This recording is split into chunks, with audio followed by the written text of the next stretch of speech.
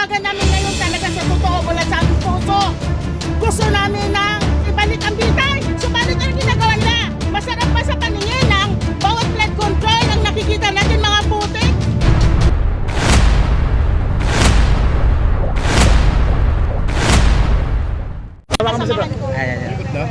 Hello! Mabuhay Pilipinas! Okay. Okay na ba? Wala pa. Malakas na ba? Go. Sige, ma'am. Hello, good morning! Mabuhay Pilipinas! Okay pa ba ang lahat? Panawagan ko, bakit po tayo sumama dito sa motorcade caravan ngayong araw na po na ito, ma'am? Obvious ba? Bilang Pilipino, ano bang silbi natin sa bayan kung patuloy tayo mananahimik sa mga nangyayari ngayon na pagnanakaw sa kaban ng ating bayan? So, kung hindi po ako pumunta dito, sino pa ang hindi pupunta? Diba? Hindi pa ako Pilipino para ibaliwala lang ang mga nangyayari sa bansa. Pumunta ako rito para mapanagot ang lahat na mga abusadong politiko na nakaupo sa kanilang pwesto na walang ginagawa kundi magwaldas ng pera ng taong bayan. Gusto namin sila mapanagot, gusto namin sila makulong. At ang namuno nito, nais namin makulong. Hindi pwedeng magkasakit lang. Dapat dito magkaroon ng halimbawa na mapanagot talaga. Dahil ilang beses na ito nangyari. Tingnan mo si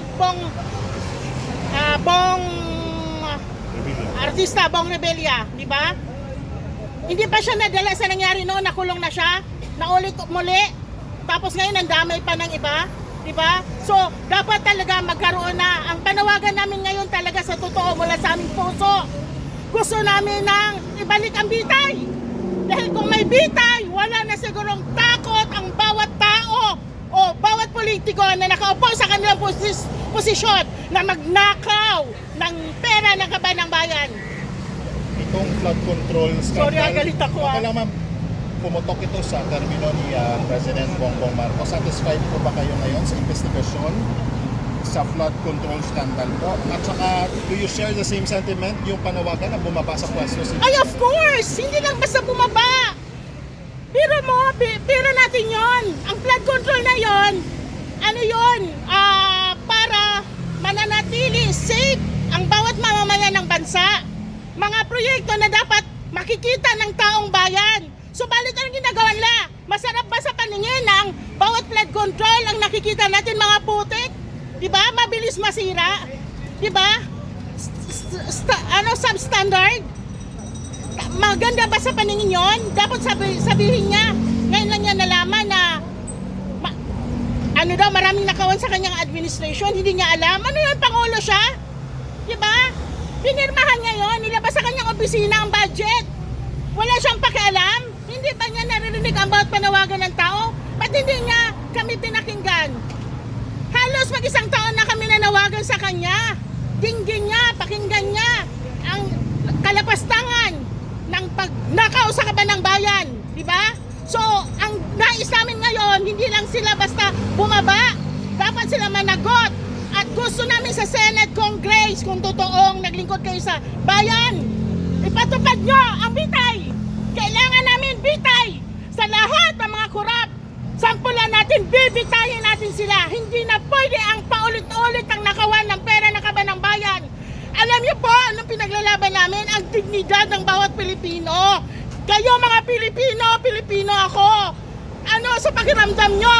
Sa ibang bansa makikita tayo ay magnanakaw? Hindi na tayo mapagkatiwalaan. Asan dignidad natin bilang Pilipino? Diba? Anong klaseng Pilipino tayo? Kung tahimik tayo sa nakawan ng kaban ng bayan, sa paglapastangan ng mga nakaupong politiko. Diba? Anong klaseng Pilipino tayo kung wala tayong ginagawa? Kung tahimik lang tayo at patuloy nila pastangan ang bawat karapatan at binabali ang batas ng bansang ito. Anong klaseng Pilipino tayo? Salamat po, ma'am. Pasensya na po. Pag ganyan, Pilipino.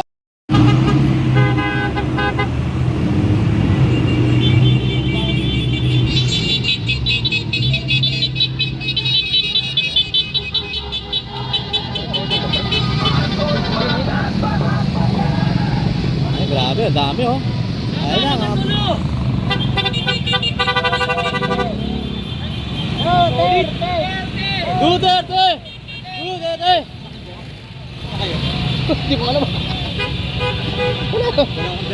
Mas ganun ako, wala. Wala rin ako eh. Ay, meron pa isa. Ah, Duterte! BBM!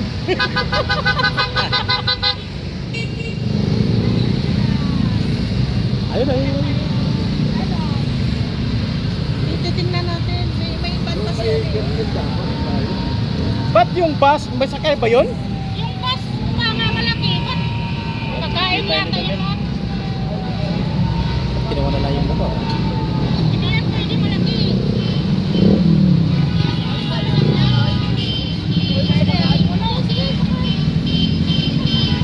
Kaya yan? Ay, Ay ano? Sir, ano?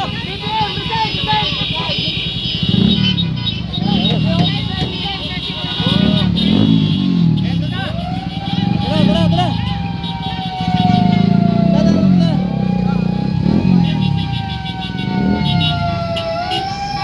Tayo!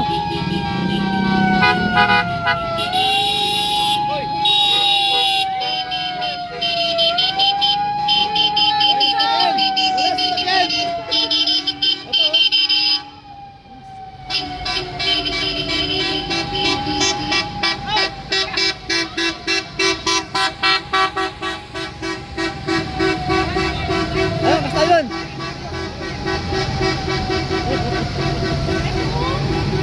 Okay lang bro, balik kami sa dito. Parahin mo na, parahin mo na. Hey! Ito dito ba siya? Sakyan mo ah! Laka! Yata sa sakyan! Wala ba sakyan? Wala amin. Okay lang. Wala sasakyan! Okay, mga wala sasakyan. Asan yung iba? Wala na. Sakyan na sila. Sige lang, dito lang tayo. Balik na ba sa dito? No? Iuwi na tayo. Duterte! Duterte! BM na kami, wala kami sasakyan. Saan mo pupunta yan? Wala. Wala na. Mayroon din yan. Huwag kayo mag-alala. Ayun oh. Sayang oh. The Bagis! Ayan. Ayan, sikat oh. Ayan, sikat na ano oh. Sikat ang vlogger ko, oh. Doon, sabay ikot dyan. Saan iikot? Ay na lang.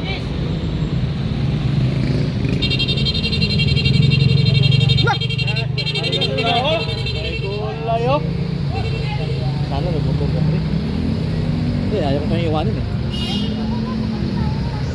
Asan? Wala na. Okay, tapos na. Okay.